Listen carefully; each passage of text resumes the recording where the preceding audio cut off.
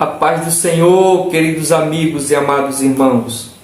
Que Deus abençoe as vossas vidas. E mais uma vez é com muita alegria que nós estamos aqui para compartilharmos as lições da Escola Bíblica Dominical do trimestre, o segundo trimestre de 2022. É uma alegria tê-lo aqui como aluno, como aprendiz, como alguém faminto da palavra do Senhor. E também nos alegramos em ouvir aquilo que nós chamamos de feedback, que é o retorno dos irmãos, quando escrevem aí nos comentários que estão sendo edificados, que aprenderam muito, que o estudo ajudou, seja na sua vida pessoal, individual, ou mesmo sendo professor da Escola Bíblica Dominical. Isso nos alegra muito mais. Isso nos dá força, nos anima a continuar. E assim também perceber que estamos no rumo certo, no caminho certo. Então, que Deus abençoe, querido irmão, querida irmã, que Deus abençoe rica e poderosamente, que continue usando a sua vida, abençoando o seu ministério, e que por meio da sua vida Deus possa fazer grandes coisas, alcançar vidas para o reino dele, e assim possa recompensar cada um de vocês. Não desistam desse árduo chamado, porque Deus está contigo. Ele chamou, Ele capacitou e não nos deixará só, estará conosco todos os dias. Desde já também peço a você que sempre vem aqui no nosso canal, assiste, não deixe de nos apoiar e apoiar esta obra. E é simples, basta você dar o seu like, deixar o seu comentário, se inscrever se não for inscrito. Nesse simples passo, você vai estar ajudando este canal. Amém, meus amados? Porque o intuito é crescer, mas não é crescer por crescer, mas é crescer buscando alcançar outras pessoas, para que outras vidas também sejam edificadas. Nós vamos então para a reta final aqui desse trimestre de 2022. Nós vamos para a 13ª lição. Um trimestre glorioso, meus amados. Cada lição maravilhosa, maravilhosa, maravilhosa.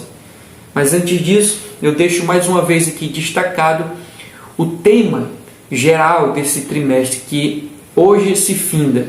Veja aí na tela, o tema geral foi, os valores do reino de Deus, a relevância do Sermão do Monte para a Igreja de Cristo.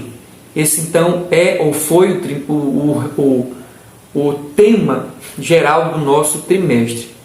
Deixando aqui então a lição, tema de hoje, da nossa lição, da 13ª lição. Acompanhem na tela. O título da 13ª lição é A Verdadeira Identidade do Cristão. Glórias ao nome do Senhor Jesus. Então esse é o título da nossa lição de hoje, meus amados. Deixando aqui também registrado os objetivos da nossa lição. Acompanhem na tela os objetivos da nossa lição. Geralmente são 3. O primeiro deles, explicar como se dará a condenação dos falsos seguidores de Jesus. Segundo, conscientizar sobre em quem estamos alicerçados. Terceiro, compreender que Jesus é a nossa verdadeira identidade. Glória a Deus. Objetivos fortes, meus amados. E pela graça do Senhor, nos esforçaremos para alcançar esses objetivos aqui da nossa lição. Eu quero também deixar destacados os tópicos e subtópicos da nossa lição, que nós iremos ver ao longo desta aula. Acompanhem na tela os tópicos e subtópicos da nossa lição. O primeiro deles tem como título A Condenação dos Falsos Seguidores de Jesus. Primeiro subtópico, meus amados, diz uma fé só de palavras. O segundo subtópico é os milagres não transformam o caráter. E a terceira, O terceiro subtópico, meus amados, diz da seguinte maneira: fazendo a vontade do Pai. O segundo tópico da nossa lição tem como título: em quem estamos alicerçados? O primeiro subtópico, meus amados, diz: o alicerce começa pelo ouvir. O segundo subtópico diz: a importância do bom alicerce. E o terceiro subtópico diz: a relevância do praticar. O terceiro tópico da nossa lição, queridos, diz desta maneira: Jesus, a nossa verdadeira identidade. O primeiro subtópico diz: Jesus, nosso maior pregador. O segundo subtópico diz: a autoridade do ensino de Cristo. E o terceiro subtópico diz: Jesus como nossa identidade. Glória a Deus. Esses então foram os tópicos e subtópicos da nossa lição, queridos. Deixando aqui também registrado o texto áureo e a verdade prática desta lição. Acompanhe na tela o texto áureo. O texto áureo está em Mateus, capítulo 7, o verso é o 21. Abre aspas, diz: nem todo o que me diz Senhor, Senhor, entrará no reino dos céus, mas aquele que faz a vontade do meu Pai que está nos céus. Mateus capítulo 5, verso 21. Glória a Deus. Um texto forte, né, meus amados? Mas vamos lá, tem muita riqueza da parte de Deus para o nosso coração nessa lição, meus irmãos. Acompanhem na tela a verdade prática, que diz assim: no reino de Deus não basta ouvir para se identificar com o Salvador, é preciso praticar o que se aprendeu. Glória a Deus. Em nome de Jesus, nós iremos aqui debulhar esta lição, meus amados. Desde já, em nome do Senhor, pegue uma caneta, pegue o papel, pegue a sua Bíblia e a sua revista. Acompanhe comigo aqui a leitura, acompanhe comigo a explanação, anote referências, se assim o citar nessa lição, e eu creio que o seu aprendizado será muito melhor. Assim deveria ser a atitude de todos os alunos: ter sua caneta, ter o seu papel, escrever, anotar, para que possa fixar ainda mais, meus amados, o conteúdo na nossa mente e no nosso coração. Amém? Deixando aqui claro aos irmãos que essa aula vai ser grande. Nós vamos nos esforçar para ser o mais profundo possível, o mais enriquecedor possível, aproveitando todos os pontos aqui da nossa lição, como os irmãos já sabem da particularidade desse canal, tá bom? Então vamos lá, olhando alguma coisa para o título da nossa lição. É possível tirar alguma mensagem do título da nossa lição? É possível, quando ela diz assim: a verdadeira identidade do cristão. Sempre quando a lição faz menção sobre isso, a verdadeira significa que existe o falso. Se tem a verdadeira, tem a falsa. Nesse caso, se tem a verdadeira identidade do cristão, tem a falsa identidade ou um falso cristão. Se tem um cristão verdadeiro, tem um falso cristão. Amém, meus amados? Mas, ao olhar para a Escritura, nós vamos ver esta realidade entre o verdadeiro e o falso. A Bíblia deixa claro, a Bíblia demonstra isso, que existe o verdadeiro e que existe o falso. Nesse caso eu quero destacar aquilo que é falso, mas sabendo também que existe o verdadeiro. Por exemplo, meus amados, em Mateus 24, 24, nós vamos ver o falso Cristo. Observou? Em 2 Coríntios capítulo 11, verso 4, a Bíblia vai dizer que existe um falso evangelho. Em Mateus capítulo 7, o verso é o 15, existe o falso profeta. Olha só, eu disse aos irmãos que se existe a verdadeira identidade do cristão, ou um cristão verdadeiro, existe um cristão que não é verdadeiro, é o falso. Mas além dessa questão do cristão, ou da identidade de um cristão verdadeiro e o falso, existem outras coisas falsificadas que a Bíblia apresenta. Então nós vimos que existe o falso Cristo, que existe um falso evangelho, que existe o falso profeta. Existe aqui em 2 Coríntios capítulo 11, o verso 14, o falso anjo. A Bíblia diz que é possível que o diabo se transforme em anjo de luz, o falso anjo de luz. Amém? Tem aqui, meus amados, em Apocalipse, no capítulo 3, verso 17, a falsa igreja. Diz ser igreja, mas não é a igreja de Cristo. Nós temos também em Mateus 7, verso 13, o falso caminho. Mateus 7,13 nós vemos o falso caminho. Lá ele diz que existe o caminho estreito, que é aquele que conduz para a vida, mas tem o caminho largo, que conduz para a perdição. É o falso caminho. Nós temos vários exemplos, meus amados, daquilo que é verdadeiro, mas também daquilo que é falso. Mas o nosso ponto, o ponto do nosso estudo hoje é observar isso, a verdadeira identidade do cristão e como isso se concretiza na vida das pessoas. Amém? Vamos aqui para o texto áureo. Eu também destaquei algumas coisas do texto áureo para o nosso aprendizado. O texto áureo diz assim: nem todo o que me diz Senhor, Senhor, entrará no reino dos céus, mas aquele que faz a vontade do meu Pai que está nos céus. Observe ponto a ponto aqui. Quando o texto diz, nem todo o que me diz, nem todo aquele que fala Senhor, Senhor. Eu destaquei 3 situações aqui, meus amados. Existem 3 formas, então, ou de se apresentar, ou de nós identificarmos. Existem 3 formas: o exterior, por palavra e por prática.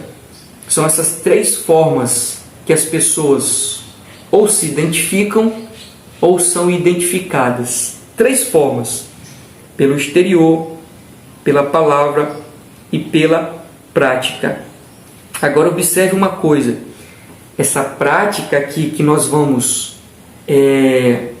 identificar como um recurso que realmente demonstra uma transformação, uma identidade cristã, uma vida transformada. Quando diz prática, eu deixo aqui ressaltado que não é alguém que canta, não é alguém que pregue, não é alguém que faça qualquer serviço que envolva a vida cristã. Alguém pode dizer, eu sou um verdadeiro cristão, mas por quê? Não porque eu canto na igreja, não porque eu prego, eu sou chamado para congressos, eu prego em congressos, eu faço isso, eu faço aquilo. Porque tu é um verdadeiro cristão? Por que tu diz? Não, porque eu profetizo, porque eu falo em línguas estranhas, porque eu tenho visões. Não, irmãos, não é isso. A prática, nós vamos ver aqui, mas aquele que faz, ou seja, põe em prática, essa prática não significa isso, cantar, pregar, profetizar, falar em línguas estranhas. Nada disso garante que aquele ou aquela é uma verdadeira cristã, tem um caráter transformado, é um verdadeiro cristão. Não, isso não revela. E eu quero deixar isso muito bem claro aqui, meus amados. É tanto que, no decorrer desse mesmo texto, muitos vão dizer para Jesus, Senhor, no teu nome, nós fizemos isso. É prática, não é uma realização de uma coisa. Nós fizemos isso, nós fizemos aquilo outro. Fizeram prática, mas não é essa prática que evidencia, meus amados, um coração transformado, um caráter transformado. Então entenda, quando nós olhamos para o texto, quando o texto diz, nem todo o que me diz, Senhor, Senhor, ou seja, demonstra pelo exterior, demonstra pela palavra, demonstra pela prática, e essas práticas é cantar, pregar, qualquer serviço cristão. E isso, meus amados, não identifica um caráter de um verdadeiro cristão. Amém? Vamos adiante. Ainda aqui no texto áureo, quando ele diz assim, nem todo que me diz Senhor, Senhor, entrará no reino de Deus. Eu coloquei aqui, destacando para nós essa parte do texto, meus amados, dizendo assim, a real possibilidade de pessoas não entrarem no reino, coisa que alguns não acreditam. Irmãos, eu não sei se é ingenuidade, ou a falta do conhecimento mesmo, ou não compreender, porque tem pessoas que não acreditam que Deus separará os povos. Tem pessoas que não acreditam. Tem pessoas que não querem acreditar que um dia haverá uma separação. Deus julgando os homens segundo a reta justiça dele e as práticas que os homens tiveram. Tem pessoas que não acreditam que isso vai acontecer. Que Deus levará pessoas para o céu e Deus lançará pessoas na condenação, no inferno. Tem pessoas que não acreditam. Então, quando eu olho para esse texto, eu vejo a real possibilidade de pessoas não irem para o céu, mas irem para a condenação. Porque quando o texto diz, nem todo que me diz Senhor, Senhor, entrará no reino, ora, se não vai entrar no reino, vai entrar em outro lugar. E a gente sabe qual é o outro lugar.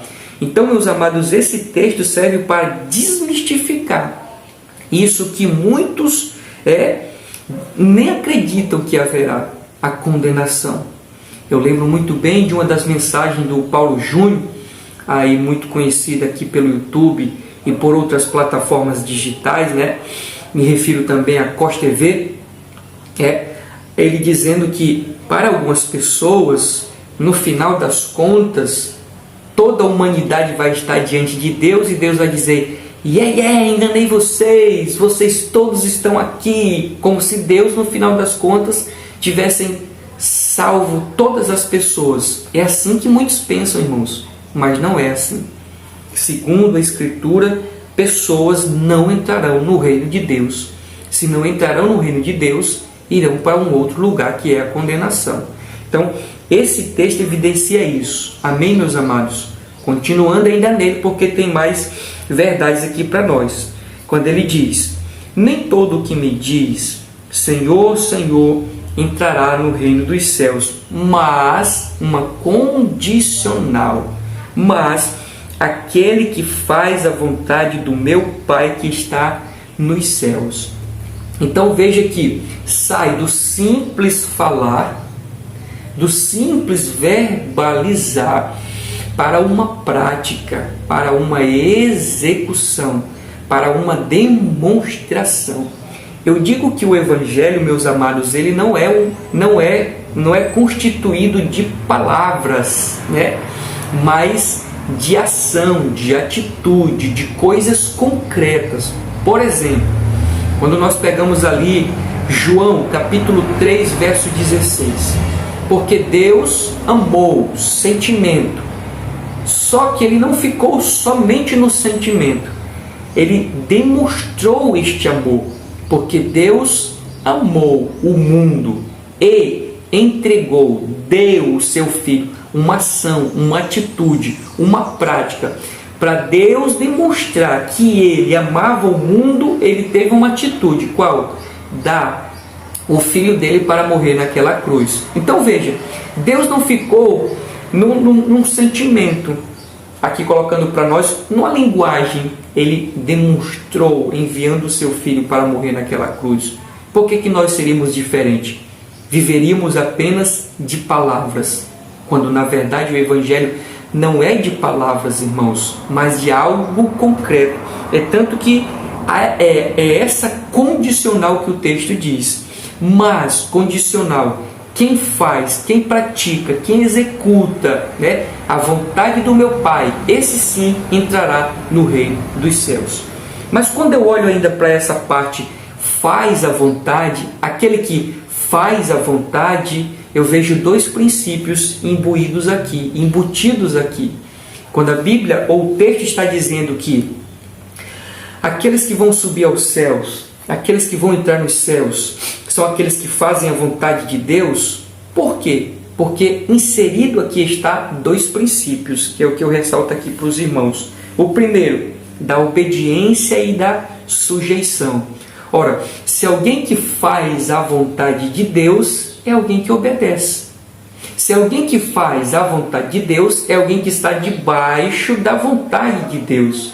Além de obedecer, ele faz a vontade, é alguém que se sujeita a Deus. Eu gosto de explicar a respeito de um entendimento assim. Tem pessoas que dizem que Deus é Deus, mas Deus não é o Senhor da pessoa. E é algo distinto, irmãos. Nós precisamos fazer com que Deus seja o nosso Deus e também seja o nosso Senhor. E o que isso significa? Significa dizer que quando eu digo que Deus é o meu Deus, Ele é o dono da minha vida. E quando eu digo que Deus é o meu Senhor, significa que eu estou ali para obedecê-lo. É como um patrão ou um empregado diante do seu patrão. Eu obedeço, o Senhor fala e eu faço.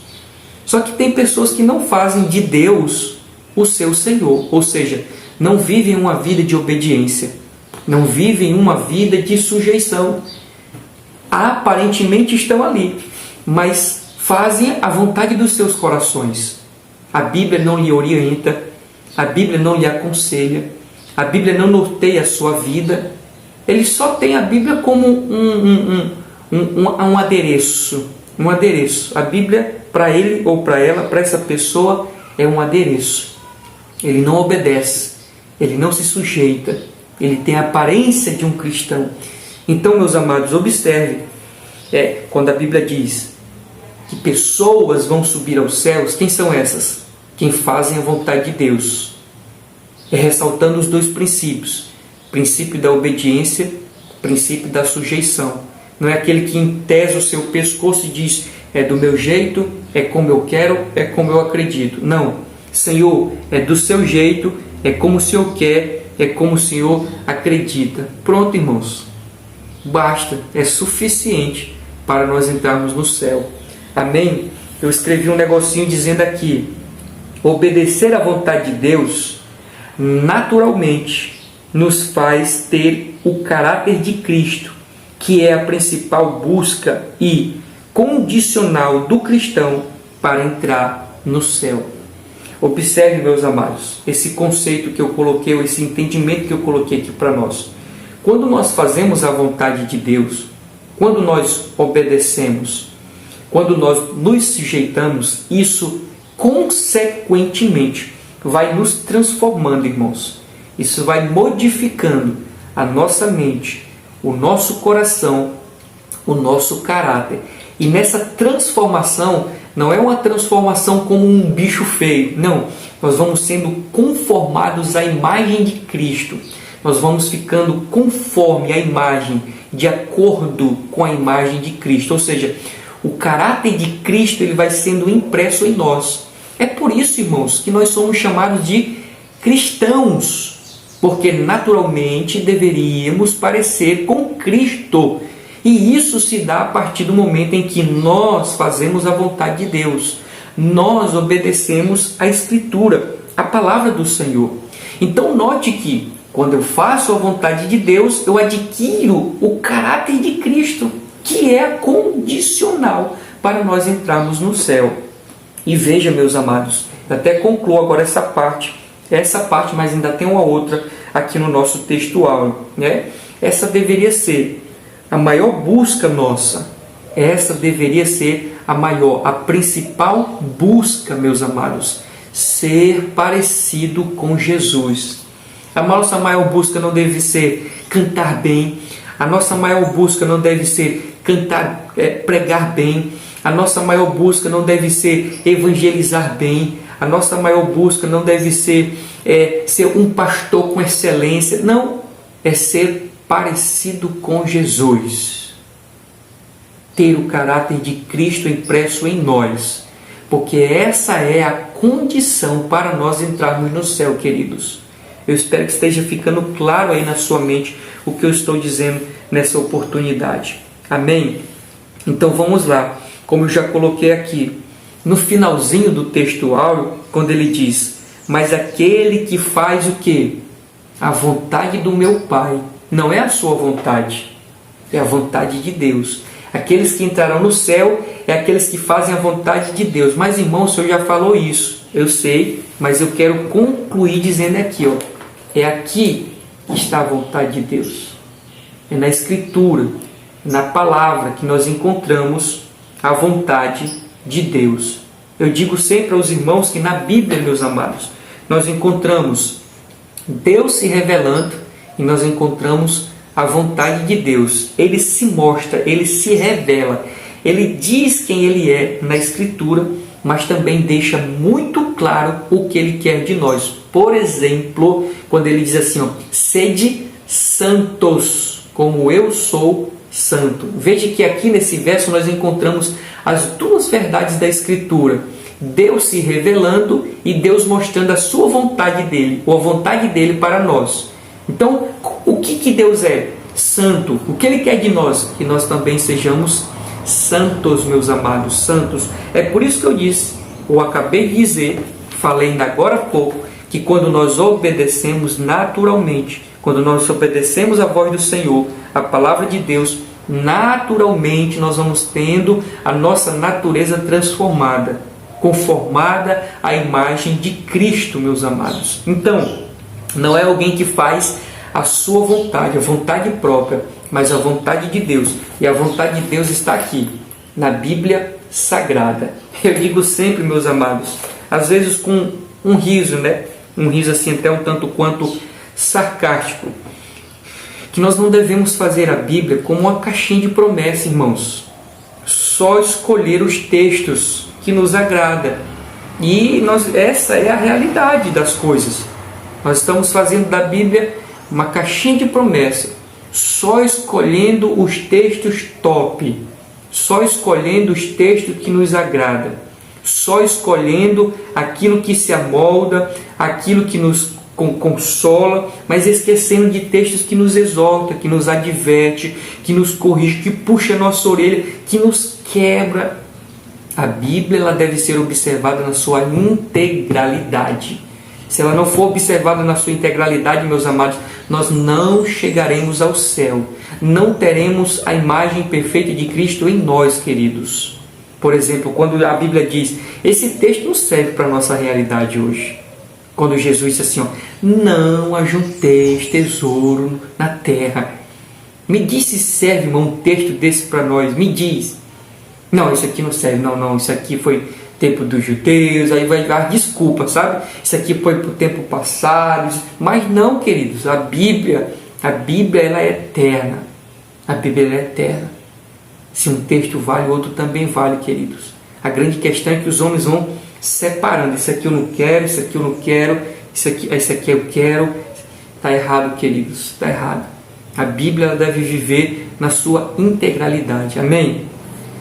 Vamos lá, a verdade prática. O que a verdade prática diz? Eu quero destacar apenas um ponto aqui para nós. A verdade prática diz assim, no reino de Deus, não basta ouvir para se identificar. É preciso, para identificar com o Salvador, é preciso praticar o que se aprendeu. Eu coloquei um ponto dizendo assim, Jesus estava no final do sermão e era preciso colocar em prática o que ele falou. Então, pegando o contexto que envolve esse texto que nós estamos estudando, pegando todo o contexto, nós estamos aqui no finalzinho do Sermão do Monte. Então ele está dizendo que deve praticar tudo aquilo que anteriormente ele havia falado. Ele falou diversas coisas, e foi que nós vimos aqui ao longo de todas as lições que passaram, foi todo o Sermão do Monte. E no final Jesus está dizendo, olha, façam, pratiquem, executem, tudo que eu falei aqui para vocês, façam. Aí é quando ele vai entrar na questão dos edificadores. Alguém que edificou a sua casa na rocha e alguém que edificou a sua casa na areia, e daqui a pouco nós vamos ver. Ou seja, daquilo que ele falou, de acordo com como nós vamos proceder, ou nós seremos edificadores, sábios ou imprudentes. Mas vamos lá. Ou seja, se nós colocarmos em prática o que nós falamos, seremos prudentes, seremos verdadeiros cristãos. Mas se não praticarmos, se os discípulos ali que estavam diante dele não praticassem, seriam imprudentes, construiriam a sua casa na areia e não seriam considerados discípulos verdadeiros. Então vamos lá, meus amados, para o primeiro ponto da nossa lição. O primeiro ponto da nossa lição diz desta maneira: chegamos à última lição a respeito do Sermão do Monte.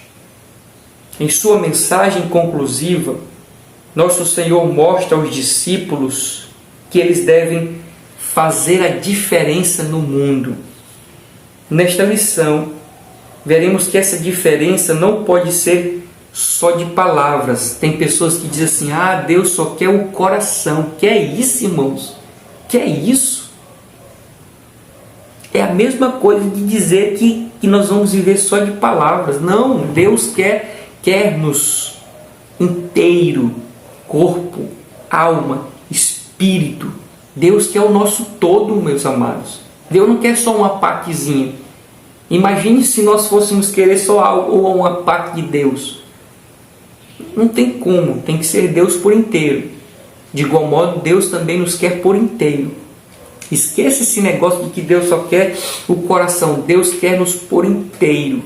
É tanto que mais em cima ele diz assim, que nós devemos fazer a diferença no mundo.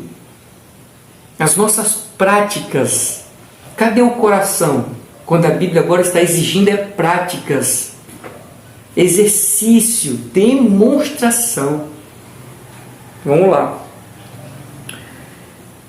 Nessa lição veremos que essa diferença não pode ser só de palavras, mas principalmente pelo modo de viver. É preciso ouvir e praticar o que Jesus ensinou. Nisso consiste a verdadeira identidade dos discípulos de Jesus. Qual é? Praticar. Pôr em prática. E se nós vivêssemos com base nesse entendimento de que Deus só quer o coração, tá difícil, não tá? Não, Deus conhece o meu coração, não, Deus sabe do meu coração. Não, queridos.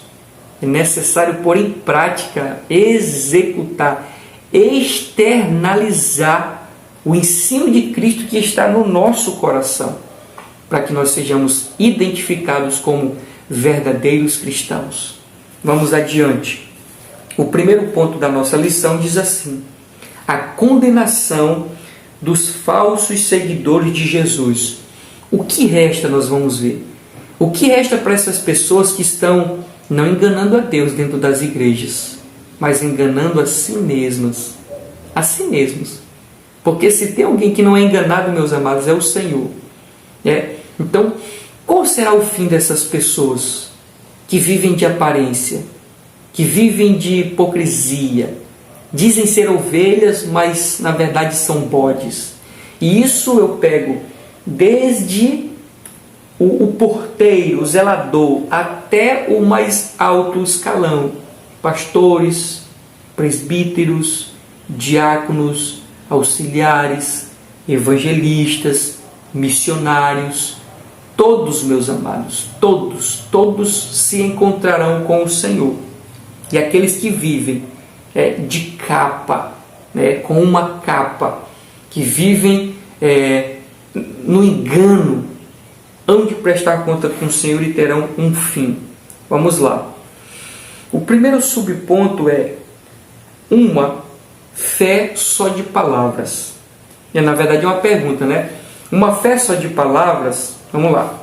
A leitura diz, em Mateus 7,1, o texto diz, abre aspas, nem todo o que me diz Senhor, Senhor. Esse texto mostra que no reino de Deus, apenas expressar palavras em seu nome não basta.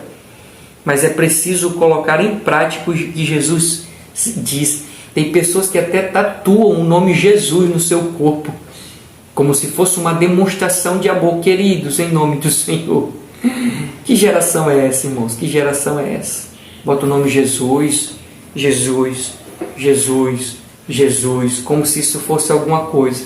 Meu Deus, só Deus para ter misericórdia. Vamos lá. Por isso, o apóstolo Paulo escreve que o reino de Deus não consiste só em palavras, mas principalmente em virtude, poder, em demonstração de poder, disse o apóstolo Paulo. O apóstolo João ensina que não devemos amar só de palavras, mas por obras e em verdade. É claro que o Senhor Jesus não rejeita a confissão verbal. Em momento nenhum nós estamos dizendo aqui que Jesus rejeita essa confissão verbal. Nós estamos dizendo que ela por si só não se sustenta. Ela é válida? É válida, mas ela por si só não se sustenta. Ela precisa ser acompanhada do quê? Da prática, das obras, da demonstração. Sair do campo das palavras e ir para a demonstração. Continuando. É claro que o Senhor Jesus não rejeita a confissão verbal e sincera, quando esta resulta de um coração transformado. Sim, a fé cristã também é confissão. Entretanto, para que essa confissão seja autenticamente cristã, tem de ser genuína e sincera, provada pelas verdadeiras ações submetidas, olha só, ao senhorio do nosso Salvador. Essas palavras devem ser acompanhadas de uma prática, e esse conjunto deve se submeter à vontade do nosso Salvador, queridos. Fazemos a vontade de Deus. Nesse tópico eu deixei destacado aqui alguns pontos para nós. E o que eu quero aqui ressaltar para nós, que diz assim: a Bíblia chama nossa atenção para o cuidado que devemos ter com relação a um viver só de palavras. Então veja que Jesus falou, sobre esse estilo de vida de querer viver só de palavras. Paulo disse que o Evangelho, o cristianismo, não é só de palavras. O apóstolo João também falou sobre isso, que o Evangelho, o cristianismo, não é só de palavras. Por isso eu escrevi dizendo, a Bíblia chama nossa atenção para o cuidado que devemos ter em relação a esse estilo de vida, de querer viver somente de palavras. Então, cuidado, irmãos, cuidado com esse estilo de vida. Eu te amo, Senhor, eu te amo, Senhor, eu te amo, Senhor, mas a prática não condiz. Da mesma ideia que eu tive aqui a respeito de que alguém vem tatuar o nome Jesus como uma demonstração de amor, tem algumas pessoas que tatuam o nome da mãe, no seu braço, no seu corpo, como aquilo fosse uma demonstração de amor. Mas é uma vida rebelde, desobediente, não faz a vontade da mãe, não ajuda em nada. Isso é demonstração. Valeu escrever o nome da mãe no corpo? Não valeu nada. Então, quando nós dizemos Senhor, eu te amo, Senhor, eu te amo, Senhor, eu te amo, Senhor, eu te amo, eu sou servo de Deus, sou filho de Deus, mas não pratica, não vale nada, irmãos. De igual modo um filho que tatuou o nome do pai ou da mãe, mas vive uma vida em rebeldia. Não tem consonância, não tem harmonia, irmãos. E o que Deus quer é essa harmonia entre as nossas palavras e a nossa prática. Eu coloquei mais um ponto dizendo assim: nossas práticas podem muito bem desfazer nossas palavras. Já um bom exemplo vale mais que 1000 palavras. Olha só. No primeiro ponto eu disse que a Bíblia deixa bem enfatizado esse cuidado que devemos ter em relação a um estilo de vida só de palavras. Senhor, eu te amo, mas as práticas não condizem. No segundo ponto, eu estou dizendo que as nossas práticas, irmãos, podem desfazer o que as nossas palavras estavam até então dizendo. Senhor, eu te amo, mas as práticas dizem, não, eu não te amo, Senhor. Já o exemplo, a prática, vale muito mais que 1000 palavras, irmãos. Vocês sabem que tem pessoas que pregam e não vivem o que pregam, quando na verdade deveríamos pregar o que nós vivemos e viver o que nós pregamos. Tem pessoas que só pregam, mas não vivem, ou seja, desfazem com o seu exemplo aquilo que falam com as suas palavras. Por exemplo, irmãos, sem citar nomes, aqui na minha igreja, já vi obreiros chamando para a escola dominical, olha só, sendo que nem ele mesmo participa da escola. Faz sentido isso, irmãos? Irmãos, venham para a escola dominical é uma bênção, a escola dominical é importante na vida do cristão, e nem ele participa, irmãos. Meu Deus do céu, só Deus para ter misericórdia. E isso é apenas um exemplo de uma gama de outros, queridos, que acontece, meus amados. Mas nós precisamos ter cuidado, e a Bíblia deixa muito bem claro que esse estilo de vida é de alguém que só vive em palavras. E eu concluo dizendo, essa frase, que o nosso exemplo, ele dá solidez às nossas palavras. Ou seja, um exemplo bem dado vale até mais que 1000 palavras. E se nós vivemos só de palavras, o nosso testemunho pode até desfazer as nossas palavras, meus amados. Amém? Vamos para o segundo subponto da lição, que diz assim: os milagres não transformam o caráter. Preste atenção. Os milagres não transformam o caráter. Olha o texto, a leitura que diz. O versículo 23 do capítulo 7 revela a justificativa dos impenitentes a respeito dos milagres que fizeram em nome de Jesus. Infelizmente, muitos pensam que realizar milagres ou desenvolver grandes ministérios em nome de Jesus Cristo é a prova de fazer a vontade de Deus. Nosso Senhor, quando do seu ministério terreno, nunca se impressionou com as lisonjas humanas. A Bíblia ressacha a falsa piedade. Aqui, o ensino do Senhor Jesus mostra que a pregação, os milagres, as maravilhas realizadas em seu nome não são provas, veja só, não são provas cabais de um verdadeiro discípulo de Cristo.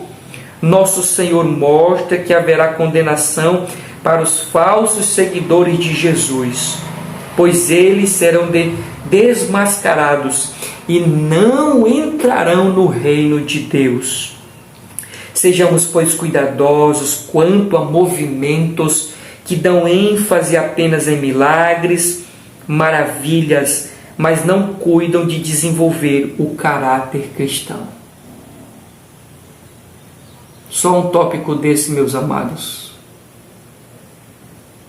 é motivo suficiente para ficarmos horas aqui falando a respeito, principalmente levando em conta o contexto que nós estamos vivendo, quando a ênfase hoje são os movimentos ditos espirituais, movimentos ditos para busca pelo Espírito Santo.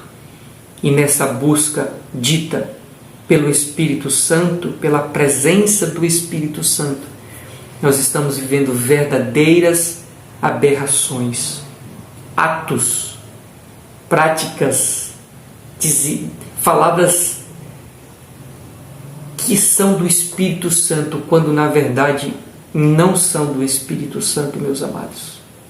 Então, pegando aqui ainda alguns pontos desta nossa lição.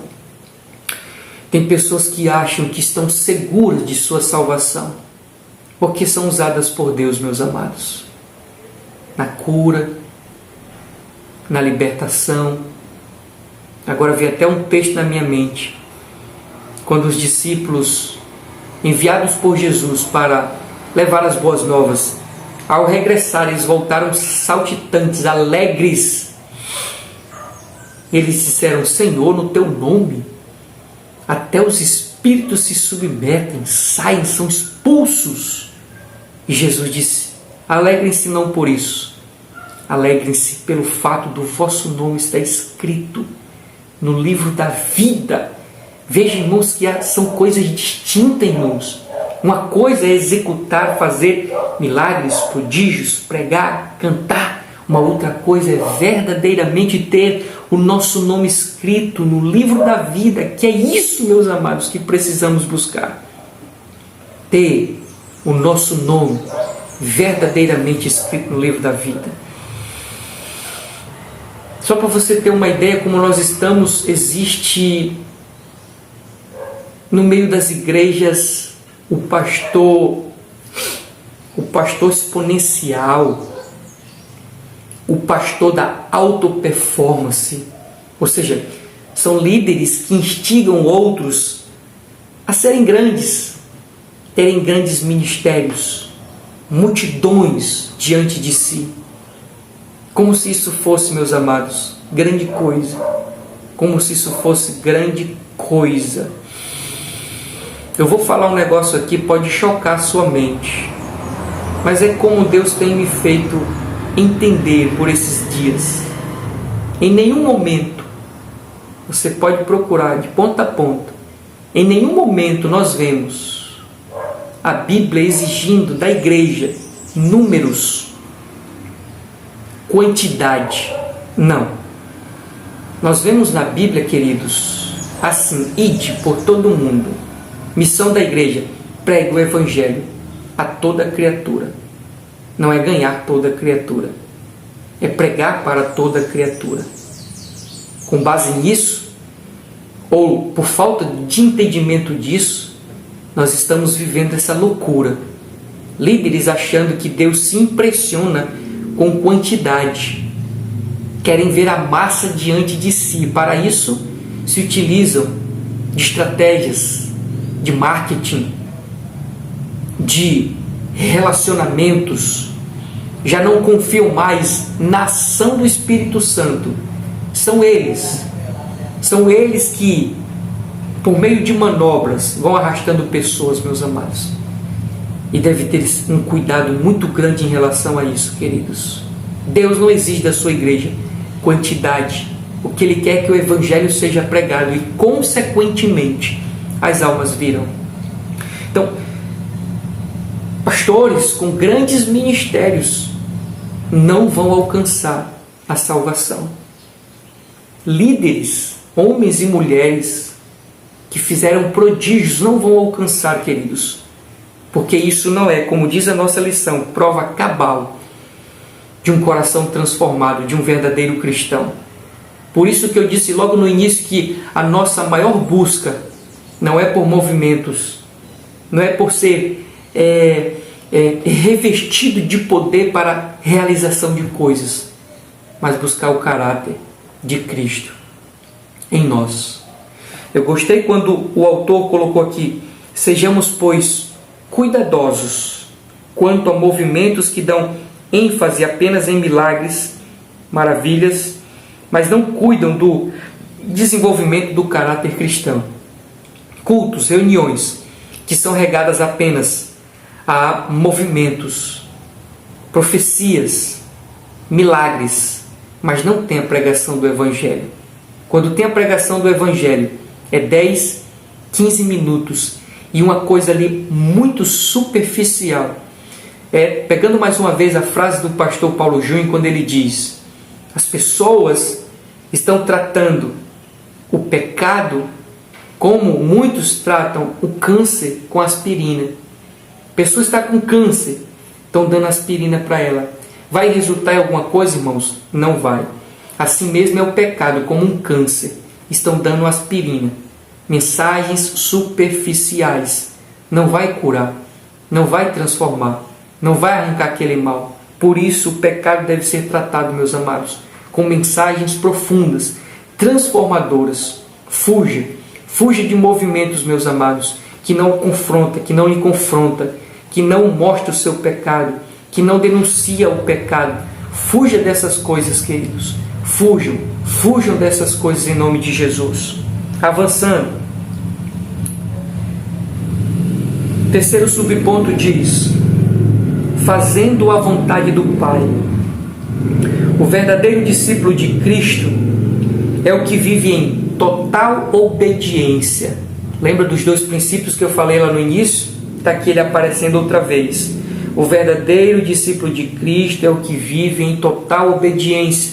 Lembra também que eu falei que muitos estão fazendo a Bíblia de uma caixinha de promessas, selecionando textos, esse eu quero, esse eu não quero, esse eu quero, esse eu não quero. Só vive a metade da obediência, só a bênção e esquece outro. O texto está dizendo que é total obediência a Deus, total obediência à sua palavra, Bíblia vivida, né, na sua integralidade.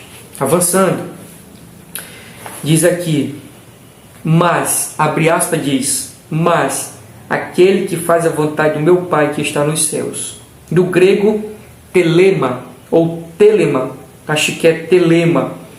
A palavra vontade significa uma determinação, escolha ativa, passiva, inclinação, desejo, prazer, vontade. Fazer a vontade do Pai é obedecer com determinação aos preceitos, a palavra. Jesus é o nosso grande modelo de fazer a vontade de Deus. Ele fez isso em tudo, sempre obediente. Essa é uma o quê? Condição, condicional, que Deus exige para entrar em seu reino. Nesse sentido, todos quantos querem fazer a vontade de Deus procuram fugir do pecado. Por isso devemos orar assim a Deus: seja feita a tua vontade. É a vontade do Pai que o Espírito Santo produza o verdadeiro caráter de Cristo em nós. Portanto, oremos como o salmista, abre aspas, diz: ensina-me a fazer a tua vontade, pois tu és o meu Deus. Guia-me o teu bom Espírito por terreno plano. Olha essa oração de um servo genuíno, queridos. Olha essa oração: Senhor, ensina-me a fazer a tua vontade, pois tu és o meu Deus. Demonstra ou não demonstra alguém que está rendido ao Senhor? Demonstra, queridos. É tanto que o salmista foi considerado o quê? Segundo o coração de Deus. Alguém que viveu de acordo com a vontade do Senhor. Olha a oração dele: Senhor, ensina-me a fazer a tua vontade. Glórias ao nome do Senhor.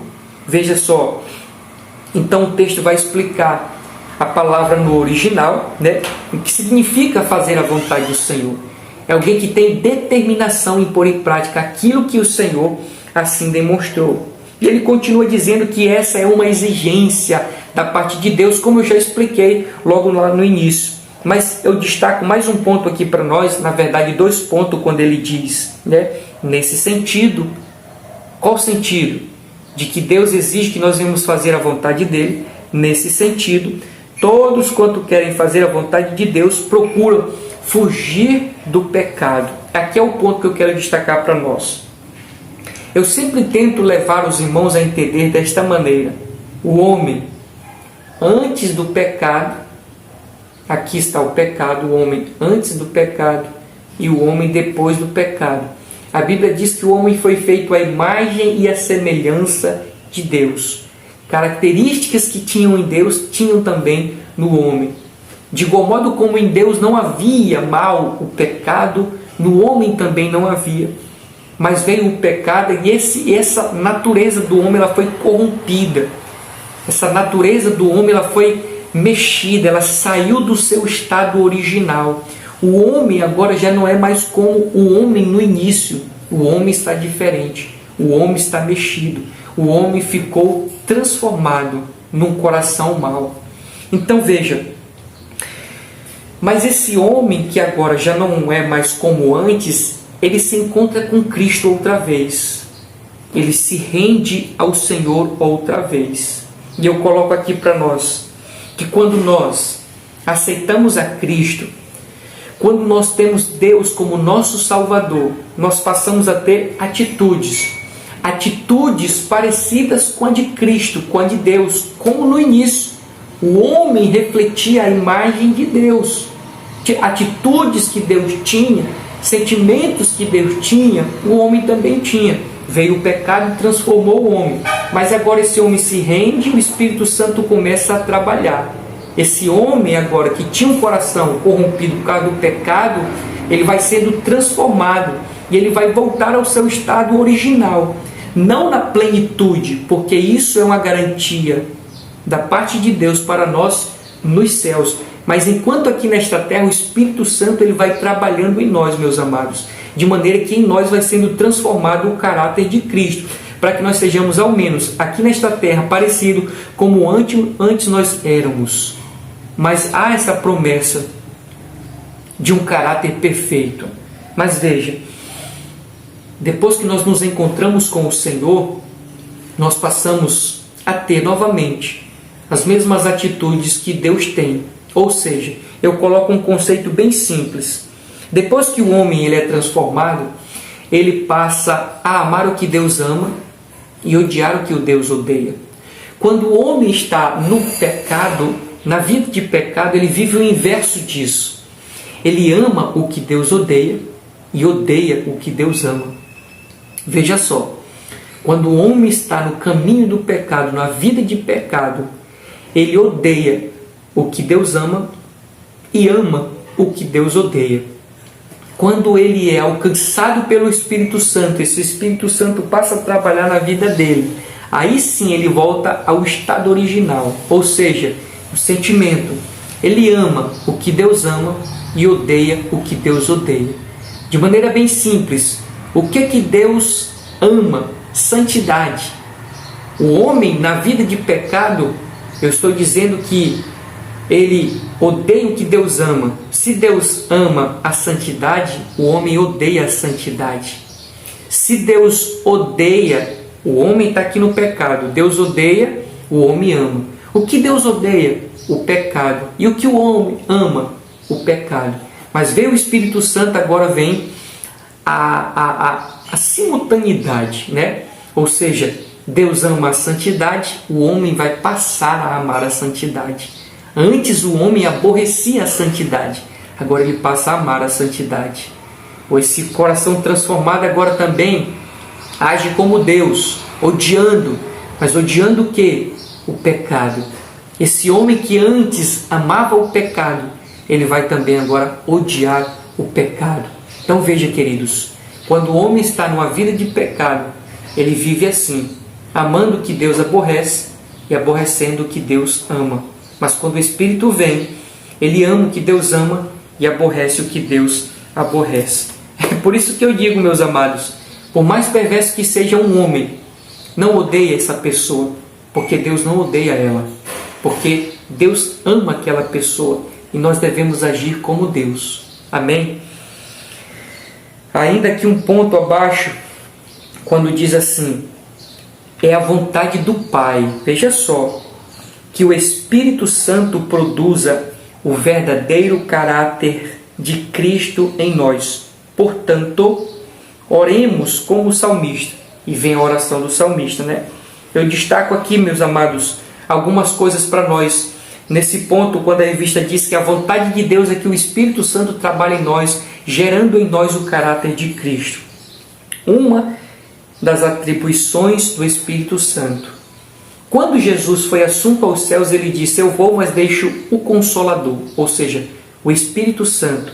O Espírito Santo, meus amados, ele tem a sua missão, ele tem as suas atribuições, dentre elas é essa destacada aqui na revista, que é transformar, moldar o nosso caráter no caráter de Cristo. Então veja as atribuições do Espírito Santo. Além de produzir em nós O Espírito Santo, ele consola, ele convence, ele ensina. Essas são atribuições do Espírito Santo. Consola, convence, ensina. Bendito seja o nome do Senhor Jesus. Vamos aqui, meus amados, para o segundo ponto da nossa lição, que diz assim: em quem estamos alicerçados? Em quem estamos alicerçados? O primeiro subponto diz: o alicerce começa pelo ouvir. O alicerce começa pelo ouvir. Entendendo que a nossa vida é uma casa, né? Tomando como base esse entendimento de que a nossa vida é uma casa, como é que essa casa começa? Qual é o alicerce? Pelo ouvir. É pelo ouvir que a nossa casa ela vai sendo edificada, é o alicerce. Pegando então essa verdade aqui, meus amados, eu digo, precisamos ter cuidado com o que estamos ouvindo. Ora, se a edificação da minha casa ela vai resultar em ser bem edificada ou não, começando pelo ouvir, então entendemos que ouvir é algo de suma importância. Ora, se ouvir é algo de suma importância e esse meu ouvir vai resultar em uma casa bem edificada ou mal edificada, eu devo redobrar a minha atenção naquilo que eu estou ouvindo. E o que isso significa, queridos? Que tipo de hinos eu estou escutando? Que tipo de mensagens eu estou escutando? Que tipo de conselhos eu estou escutando? Quais são as pessoas que eu estou dando ouvidos? Meus amados, se a Bíblia falou, é certo. A Bíblia diz que para os últimos dias os homens procurarão líderes segundo as concupiscências do seu coração, os desejos do seu coração. O que isso significa? Significa que naturalmente nós temos um coração inclinado a buscar líderes, pessoas que se amoldam o quê? As nossas vontades.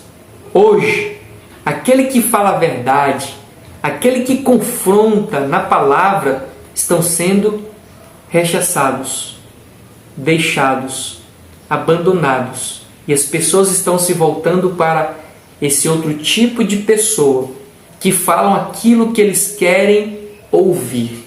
E nós estamos dizendo que o alicerce começa pelo ouvir.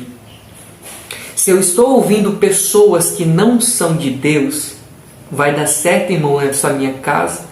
A construção da minha vida, será que será boa?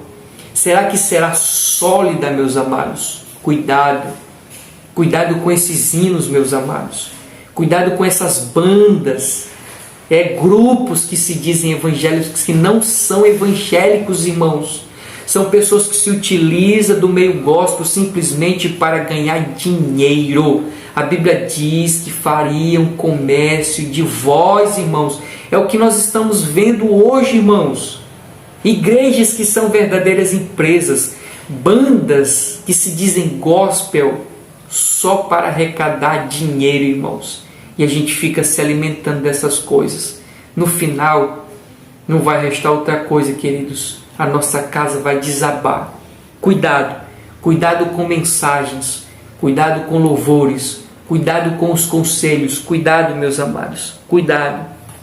Se o alicerce começa errado, toda casa, o corpo sofrerá. Toda casa, todo o corpo sofrerá. Tudo começa no ouvir, queridos. Vá lá para Gênesis. Há quem diga que se Eva tivesse não dado crédito nas palavras que a serpente falou, tudo seria diferente. Mas veja como começou no ouvir. A serpente se apresentou e começou a falar. Ela deu ouvido. Olha o que resultou. E hoje não é diferente, queridos. Tudo começa no ouvir. Vamos lá. Para ser um verdadeiro discípulo de Cristo, é preciso ouvir a sua palavra. Suas palavras são eternas, espírito e vida. Por meio delas, o interior do ser humano é transformado verdadeiramente. Atente para a expressão minhas palavras. No grego, a palavra é logos, mas no texto ela se encontra no genitivo, um modo da gramática grega, cuja ideia central é de posse. Não é qualquer palavra que devemos ouvir, mas de Jesus, a de Jesus. Essa palavra é poderosa, é o Logos, conforme a linguagem de João. Jesus Cristo é a essencial palavra de Deus, a sabedoria perfeita unida ao Pai. Assim, os que querem construir a sua casa espiritual precisam começar a ouvir o que o grande engenheiro da eternidade diz. Ele é o alicerce da nossa edificação espiritual. Eu digo, irmãos, que o adversário ele dá até uma modificada na sua forma, nas suas estratégias, mas a espinha dorsal sempre continua a mesma. Se você for lá para o livro do Gênesis novamente, você vai ver ele distorcendo aquilo que Deus tinha falado para Eva. Foi ou não foi? Foi. De igual modo, ele vai distorcer aquilo que está escrito na Bíblia Sagrada. Essa é uma das maiores estratégias de Satanás, distorcer a Bíblia Sagrada. Mas para isso, para não sermos enganados, devemos sermos cautelosos no nosso ouvir. Não ouvir qualquer mensagem, não ouvir qualquer pessoa, não ouvir qualquer pastor. Cuidado, filtre aquilo que você está ouvindo. E esse é um dos grandes problemas. Para eu ter um filtro, eu preciso ter uma base. O problema é que os crentes de hoje não têm mais base bíblica. Os crentes não querem mais se debruçar na Bíblia, estudar. Os crentes não querem mais pegar um texto, estudar, tentar entender, compreender. Não querem. É só para carregar a Bíblia, irmãos. Aí não tem um filtro. Tudo que escutam acha que é verdadeiro. E muitos neste caminho vão se dar mal, queridos. Vão se dar mal. Não tem um filtro. Se nós tomarmos um exemplo dentro da Escritura, os irmãos de Bereia, Paulo estava pregando e eles estavam o quê? Confirmando na Escritura. Hoje não. Recebe-se tudo, como se tudo fosse da parte de Deus. Queridos, só Deus para ter misericórdia do seu povo, de nós, de mim, de você. Só Deus, só Deus, só Deus, só Deus. E um ponto interessante que a lição deixa aqui para nós, e é o que eu quero também ressaltar, é que a Escritura, a Bíblia, palavra genuína, é a única coisa, queridos, que pode lavar o homem por dentro. Disse aqui a nossa lição, por meio delas, das palavras que estão contidas na Escritura, o interior do homem, ou o interior do ser humano, é transformado verdadeiramente. Ou seja, o único meio do interior do homem ser transformado, queridos, é pela palavra de Deus. Ora, se essa palavra ela é substituída por um falso evangelho, jamais o homem será transformado, queridos. Jamais. Cuidado, irmãos, cuidado. Tem líderes, tem pastores aí para todo gosto. Para todo gosto. Cuidado, irmãos, cuidado. Eu vejo igrejas que chega a dar vontade de chorar, queridos. Dá vontade de chorar. Porque a gente vê que ali não tem nada de Deus. São só reuniões para distração. São só reuniões para satisfação da carne, queridos. Meu Deus do céu. Meu Deus. Vamos adiante para o segundo ponto desse tópico, que diz assim: a importância do bom alicerce. É lógico, irmãos, é lógico que uma casa, para ser bem edificada, ela precisa de um bom alicerce. Vamos lá. Os que lidam com a construção civil sabem o quanto é importante a construção dos alicerces. Quando se ergue um edifício com os alicerces mal estruturados, a ruína é certa. Tomando nossa vida como uma casa, se o alicerce não for bem feito, vai ruir. Todo construtor sabe, se o alicerce não for bem feito, essa casa um dia vai desmoronar.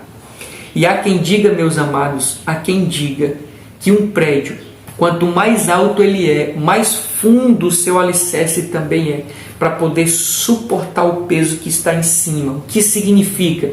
Significa que nós precisamos ter raízes profundas, maturidade espiritual, conhecimento bíblico e experiência com Deus. Avançando aqui na leitura, diz ainda, vou ler novamente, tá? Esse ponto 2 aqui. Os que lidam com a construção civil sabem o quanto é importante a construção dos alicerces.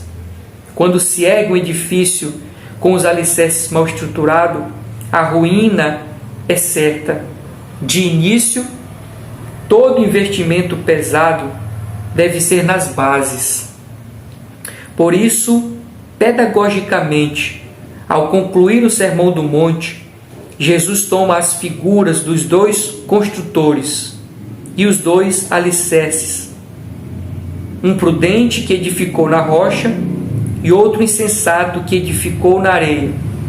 As duas palavras gregas, ambas substantivos femininos que aparecem no texto, é Petra e Amnos. Petra significa penhasco ou cordilheira, pedra, rocha projetada, solo rochoso, grande pedra. Traz o aspecto metafórico de firmeza, fortaleza. Amnos significa areia, terra arenosa, areia movediça, que metaforicamente quer dizer fraco, sem estabilidade. Logo, quem constrói seus alicerces sobre a rocha está firme, estabilizado, mas quem constrói sobre a areia está fragilizado, instável. Quem edifica na rocha está firmado para suportar, aqui vem o segredo, os reveses da vida. Ainda que os ventos enfurecidos soprem, vindo de todas as direções, nada abalará a fé. Todavia, para a casa edificada na areia, que expressa indecisão, dúvida, negação, a queda é certa. Sigamos o conselho de Paulo, abre aspas, diz: veja cada um como edifica sobre ele o fundamento. Glórias ao nome do Senhor. Então veja que no final do Sermão do Monte, Jesus instigando os seus ouvintes a pôr em prática, ele conclui dizendo que quem ouve e põe em prática é semelhante a alguma coisa. A quê? A um construtor que edifica a sua casa na rocha. Mas aquele que ouviu, mas não pôs em prática, também é um construtor. Não deixa de ser, mas é insensato, faltoso de sabedoria, porque ele vai construir agora na areia. Ou seja, isso revela instabilidade. Vai bater o vento e vai cair. Eu fiz uma anotação aqui para nós dizendo assim: rocha e areia significa tempo despendido. Pegando isso e aplicando, meus amados, nós vemos pessoas que aceitam a Cristo e já estão pregando, já estão cantando, já estão levantando ministérios. Pessoas que estavam numa determinada denominação saem e abrem um ministério. É a pressa, é a ânsia, é o desejo de ver a coisa acontecendo. Vai dar certo? Não vai. porque precisa de um tempo, precisa de amadurecimento. É por isso, meus amados, que nós estamos vendo a queda de cantores, queda de pregadores, ministério em escândalos. O reino está em escândalo, porque nós estamos sendo guiados por meninos espiritualmente, queridos, meninos espiritualmente, líderes meninos, pessoas que não têm base bíblica nenhuma. Nós estamos, na verdade, uma geração guiada pela música, queridos. Hoje a nossa geração é marcada pela música gospel. Hoje a nossa geração não quer saber de Bíblia, não quer saber de ensino bíblico, de conhecimento bíblico, eles querem viver de música. Essa que é a realidade. Essa que é a realidade. Eu coloquei aqui, tudo que começa como uma expansão, como algo rápido, cairá, porque não tem base, meus amados, não tem base.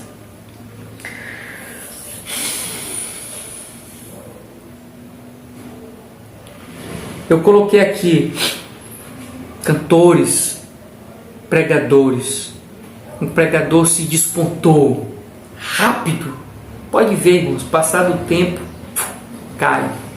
Escândalo. Bandas, grupos, duplas que aparecem na mídia, que estão famosos, daqui a pouco vem um escândalo. A mancha do evangelho, porque começou rápido, não tem raiz, não tem profundidade. E a própria palavra de Deus diz que os últimos dias viriam os escândalos, queridos. Só Deus para ter misericórdia. Ministérios sem base, pastores sem base, líderes sem base, grupos musicais sem base bíblica nenhuma, queridos. No finalzinho desse tópico, eu destaco mais uma coisa quando diz assim: todavia, para a casa edificada na areia, que expressa indecisão, dúvida, negação, a queda é certa. Sigamos o conselho do apóstolo Paulo. Mais acima, o texto diz assim: quem edifica na rocha está afirmado para suportar os reveses da vida, vindo de todas as direções, nada abalará a fé. Quando alguém é forjado pela palavra, queridos, quando alguém é talhado pela Escritura, essa pessoa ela tem estrutura, ela tem firmeza, ela tem raiz, ela tem estabilidade. Lembra que Cristo falou que o prudente edificou a sua casa na areia, veio o vento, veio a chuva, bateu nela e ela não caiu. O que isso significa? Significa que o caminhar cristão é feito de altos e baixos. Que o caminhar cristão, num determinado momento, virá os vendavais, as dificuldades, as lutas, os intempéries, meus amados. Se eu não tenho uma base, e a base é a palavra, vem o vento e derruba aquela casa. E eu concluo dizendo assim, infelizmente, muitos cristãos não estão mais sendo forjados pela palavra, estão sendo mimados. Os crentes já não estão mais sendo forjados, estão sendo mimados. É por isso que a mensagem, oh Deus, a mensagem, meus amados, está sendo mais como um consolo do que realmente forjar as pessoas. Oh Deus, infelizmente isso não terá um resultado bom, queridos. É por isso que nós não vemos mais crentes que resistem, que suportam, porque estão sendo, ao invés de forjados, estão sendo mimados. E o que resta é destruição para essa geração mimada, queridos. Eu lembro até de um cantor que diz: não mexe comigo que eu conto tudo para o meu papai. Talvez você tenha escutado isso, queridos. Talvez você já tenha escutado. Inclusive ele é conhecido. No meio do louvor que ele está ali cantando, ele diz assim: não mexa comigo que eu conto tudo para o meu papai. É mimado, é crente mimado. Vai falar isso para os crentes lá da arena, do Coliseu. Fala para eles que foram ali estilhaçados pelas feras, meus amados. mas louvavam, cantavam, adoravam o Senhor. Hoje a unha do dedo mindinho de um crente está doendo, ele já quer desviar, já quer abandonar a fé, queridos. Uma geração mal formada. As bases, os alicerces estão sendo mal construídos. Mensagens, queridos, superficiais, humanas, mensagens que só atingem o emocional das pessoas, só para fazer as pessoas chorar, é só para fazer as pessoas se sentirem bem. Eu concluo esse tópico aqui dizendo uma frase, de um pastor que diz assim: eu pregar sobre pecado na minha igreja? Prego não. As minhas ovelhas já passam a semana sofrendo, chego no domingo e vou trazer uma mensagem maçante? Trago não. Olha só, queridos, esta é a mais pura realidade. Eu já disse aos irmãos que a nossa realidade é pecado, falar de pecado dentro da igreja. É o fim, meus amados. Essa realidade é apontar para o fim. É o que nós estamos vivendo. Amém? Vamos adiante. O terceiro subponto desse tópico que diz a relevância do praticar.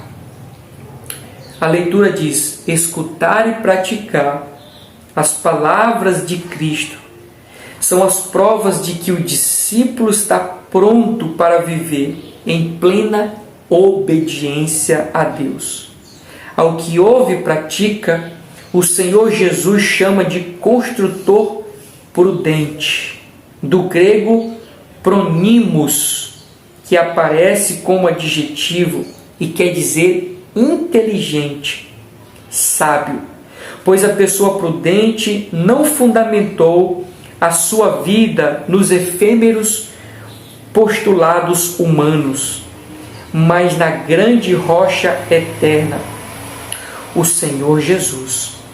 Já o segundo construtor é descrito como insensato, pois ouve, mas não põe em prática os ensinos do mestre.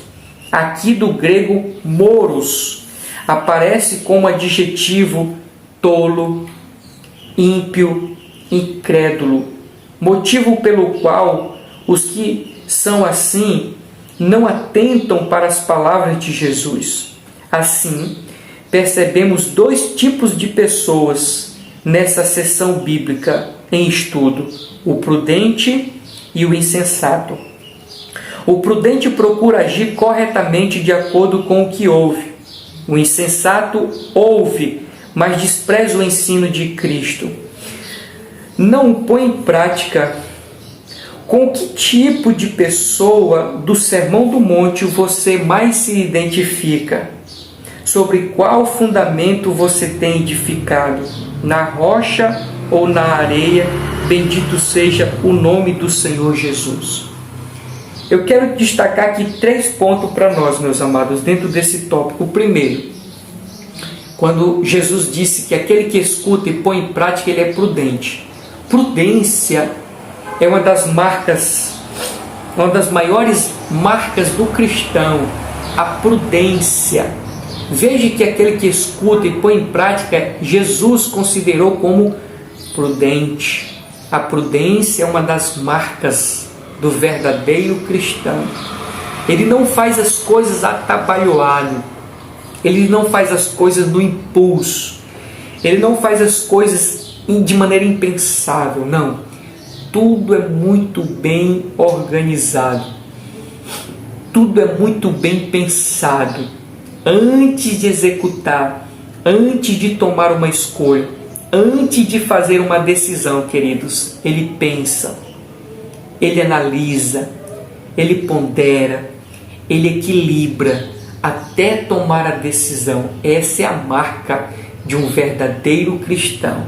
O que não é, vai fazendo tudo conforme, todo às pressas, e verá a consequência dessa atitude de viver às pressas. Sejamos então assim, meus amados, considerados prudentes nas nossas escolhas, nas nossas decisões, nas nossas tomadas de atitude. Sejamos prudentes, meus amados.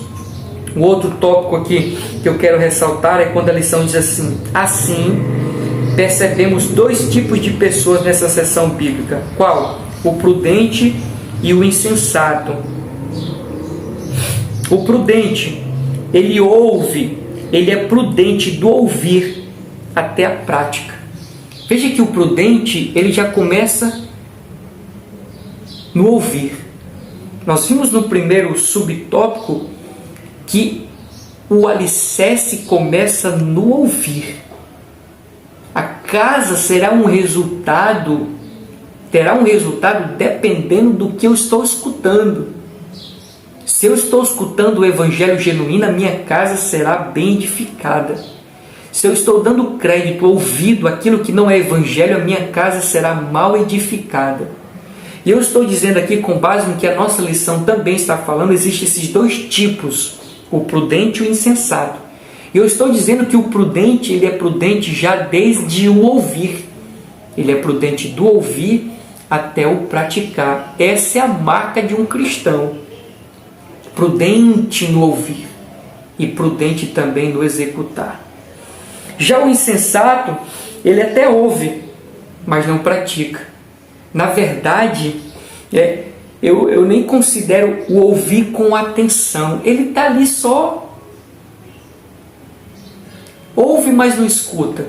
Não sei se os irmãos entendem esse conceito. Ouve, mas não escuta. Esse é o insensato. Porque, na verdade, o insensato, ele vai ser insensato até mesmo no seu ouvir. Ele vai buscar líderes que satisfaçam os desejos dos seus corações. Ele é insensato do ouvir ao praticar. Ele pratica de maneira relaxada, de maneira descompromissada, meus amados. Aí aqui no finalzinho desse tópico, ele faz uma reflexão. A revista, ela nos leva a fazer essa reflexão, que eu digo que é um dos maiores ensinos do apóstolo Paulo. Qual é um dos maiores ensinos do apóstolo Paulo? Examine-se, pois, o homem a si mesmo. Agora, nesse exato momento, pare, reflita, analise, pondere sua vida. Porque esse tópico, ele terminou fazendo algumas indagações, mais ou menos assim. Que tipo de pessoa do Sermão do Monte você mais se identifica? Com o prudente ou com o insensato? Sobre qual fundamento você tem edificado? Na rocha ou na areia? Na areia, tudo de pronto, tudo de antemão, tudo às pressas, tudo atabalhoado. É na areia, é rápido, rápido cava, rápido chega na fundura, mas o final é destruição. Não tem estrutura, não tem firmeza, não tem raiz. Vem o vento, vem as dificuldades, vem as perseguições naturais do Evangelho, vai cair, não vai suportar.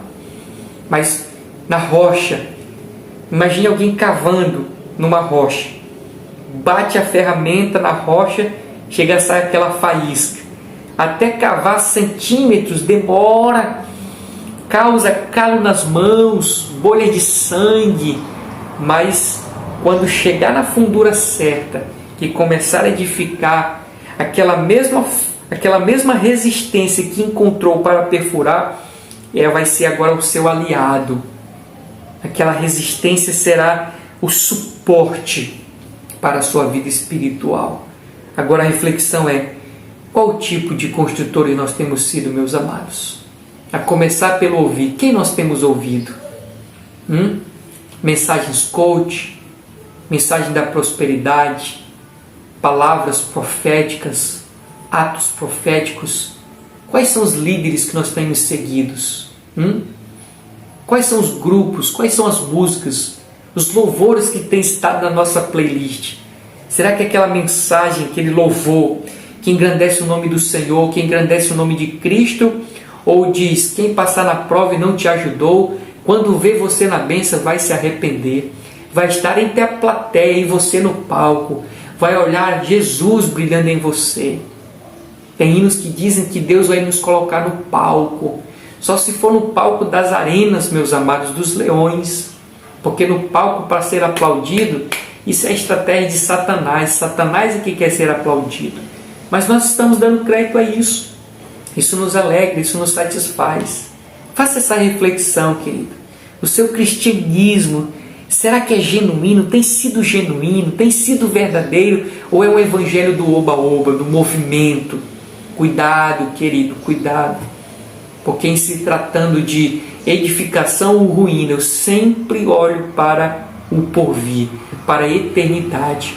Esse estilo de vida, esse estilo de cristianismo que nós estamos vivendo. Qual é a eternidade que vai resultar, meus amados? Qual é a eternidade? Céu ou condenação? Vamos para o terceiro tópico da nossa lição, que diz assim, queridos: Jesus, a nossa verdadeira identidade. Primeiro tópico, ou subtópico: Jesus, nosso maior pregador. Muitos filósofos, cientistas e pessoas esotéricas gostam do pregador do Sermão do Monte. Os não religiosos veem Jesus como um ser iluminado, um grande mestre que não prega dogmas, não exige moralismo dos seres humanos, mas apenas ensina o amor, as boas virtudes, a moral. Para eles, este seria o Jesus de Nazaré original. Apesar de belíssimas as mensagens de Jesus ensinadas no Sermão do Monte, não podem isolá-las de todo o Novo Testamento. Os evangelhos apresentam o Senhor Jesus como um pregador que chama pecadores ao arrependimento e para nascer de novo, a fim de entrar no seu reino. Assim, o Sermão do Monte não apresenta um mestre meramente humano, mas o Filho de Deus que nos trouxe salvação, o qual devemos imitá-lo em toda a nossa vida. Eu coloquei aqui alguns apontamentos para nós, dizendo assim, meus amados: para muitos, Jesus é tudo, menos o Salvador. Para muitos, Jesus é um curandeiro. Para muitos, Jesus é aquele que concede bênção, vitória. Para muitos, é aquele que dá libertação. Para muitos, Jesus foi um homem inteligente, um homem sábio, um revolucionário. Mas não conseguem olhar para Jesus como o Salvador. Que esse é o que deve ser, queridos, a nossa visão, o nosso olhar. Olhar para Jesus acima de tudo como o nosso Salvador. Eu coloquei ainda alguns pontos. O que Jesus representa para nós? O que Jesus representa para nós? Para os filósofos, era um homem inteligente, um homem de palavras, que não exigia dos seus discípulos, pregava apenas o amor. Mas veja, a pregação de Jesus era chamar as pessoas ao arrependimento, arrepender-se dos seus pecados. Quando ele está diante daquela mulher que foi pega no ato de adultério, Jesus diz: vai, mas não peques mais. Jesus não apontou o dedo para ela, Jesus não condenou ela, mas Jesus trouxe ali à mente dela o estado que ela vivia, um estado de pecado, um estado que desagradava ao Senhor Jesus Cristo. Então veja, meus amados, o que Jesus representa para nós. Eu coloquei aqui o Deus encarnado, o verbo vivo que desceu do céu, o Deus que se fez homem e habitou entre nós. Jesus deve ser o nosso mestre em dois aspectos: aquele que ensina e o exemplo. Jesus é o nosso Salvador. Que nós não venhamos olhar para Jesus, queridos, como um filósofo, como um revolucionário, como um inteligente, como um curandeiro, mas o nosso Salvador, o Deus encarnado, o nosso mestre, aquele que ensina, não ensinou somente com palavras, mas também nos deu exemplo. Bendito seja o nome do Senhor. Vamos para o segundo tópico da nossa lição, que diz: a autoridade do ensino de Cristo. A autoridade do ensino de Cristo. Quando o Senhor concluiu o ensinamento do Sermão do Monte, a multidão estava admirada, assombrada, maravilhada com o que acabara de ouvir. Ela via que o nosso Senhor ensinava com autoridade. Essa autoridade vinha diretamente do Pai. Após ressuscitar, o Senhor Jesus disse: toda autoridade me foi dada. Isso deixa claro que o ensino de Jesus não é humano, não é uma filosofia, não é um conceito, não é algo passageiro, paliativo. É algo cheio de poder. As palavras, os ensinos de Jesus. Continuando, não é humano, mas divino e poderoso. Assim somos chamados pela palavra de Deus a reconhecer que a nossa autoridade para pregar, evangelizar, ensinar, vem do Senhor Jesus Cristo, pois a sua palavra é viva e eficaz. Eu coloquei também aqui alguns pontos para nós, dizendo assim, queridos: o ensino de Cristo não é uma filosofia, mas algo poderoso e transforma a vida das pessoas e ainda conduz para o céu. Veja só, queridos, nós vemos mensagens, queridos, paliativas, superficiais, que não mexe no interior do homem, faz apenas ele se sentir feliz. Yoga, meditação, religiões que levam o homem a um estado de calmaria, de reflexão. Não, a palavra de Cristo não é isso. A palavra de Cristo é viva, é eficaz, é poderosa. A palavra do Senhor transforma, queridos. Não é para levar o homem apenas um estágio, não é para levar apenas não é para levar o homem num estágio de reflexão, de harmonia. Não, queridos, é transformação. E além desta palavra levar o homem ao estado de transformação, essa palavra conduz para o céu. Vivamos intensamente, queridos, esta palavra. Que o nosso ser verdadeiramente seja transformado pela palavra do Senhor. E nessa transformação, nós também possamos alcançar os céus. Vamos para o terceiro subponto da nossa lição, que diz: Jesus como nossa identidade. Nenhuma perspectiva a respeito da doutrina das últimas coisas, numa perspectiva a respeito da doutrina das últimas coisas, o apóstolo João disse que quando o Senhor Jesus se manifestar, o veremos e seremos semelhantes a Ele. Entretanto, para chegarmos lá, é preciso andar como filhos de Deus, agora desenvolvendo as beatitudes ensinadas por Jesus, sendo sal e luz deste mundo, priorizando a justiça de Deus, vivendo o amor de Cristo, orando, jejuando, ofertando de maneira sincera. Assim, vamos nos identificar cada vez mais com Jesus e formando a nossa verdadeira identidade. Portanto, somos chamados a entrar pela porta estreita, produzindo frutos verdadeiros, rejeitar o formalismo e procurar fazer a vontade de Deus com verdade. Essa tem sido a sua identidade? Ou apenas um formalismo religioso? Ou um estilo de vida religiosa? Um frequentador de culto? Um carregador de Bíblia? Alguém que simplesmente se veste com vestes cristãs? Será que o nosso cristianismo tem se resumido a isso, queridos? Frequentadores de um culto? Carregadores de Bíblia? Veste-se apenas de crente? Ou nós estamos sendo, hoje, melhores do que nós fomos ontem? Amanhã, melhor do que nós estamos sendo hoje? Semana que vem, melhor do que esta semana que nós estamos vivendo? Será que nós percebemos, queridos, um crescimento? Faça essa avaliação. Ou você é o mesmo crente de 5 anos atrás?